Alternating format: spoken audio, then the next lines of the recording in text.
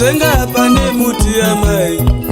ichinanga pane zvinofema kunyanya pane munhu ndipo painoda hama dzangu namo ine nharo pasi pano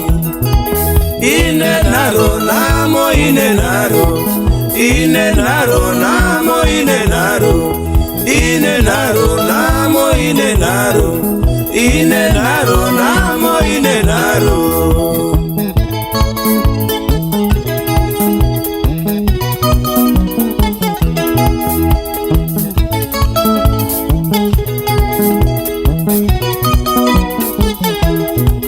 ingave nhamo yekushaya mbereko ingave nhamo yekugara uchingorwara asi nhamo huru panyika nhamo huru irufu hama dzangu nhamo huru pano panyika nhamo huru irufu hama dzangu pandakange ndichina baba namai vangu hapana chinhu chandaishaya takanga tiri vanhu vakabudirira asi zvakapedzwa nerufu hama dzangu ndiyo nhamo huru panyika isina vakakosha kana vakagarika ndiyo nhamo huru panyika isina vakapfuma kana vane mabhizinesi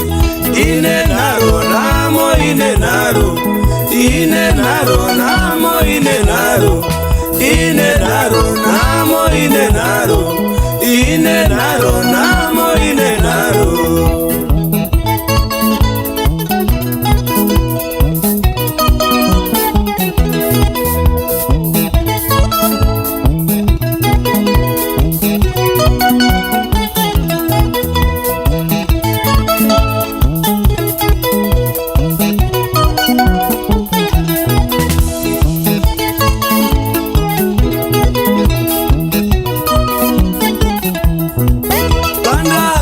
ndichina baba namai vangu hapana chinhu chandaishaya takanga tiri vanhu vakabudirira asi zvakapedzwa nerufu hama dzangu ndiyo nhamo huru panyika isina vakapfuma kana vakakosha ine nharo namo ine nharo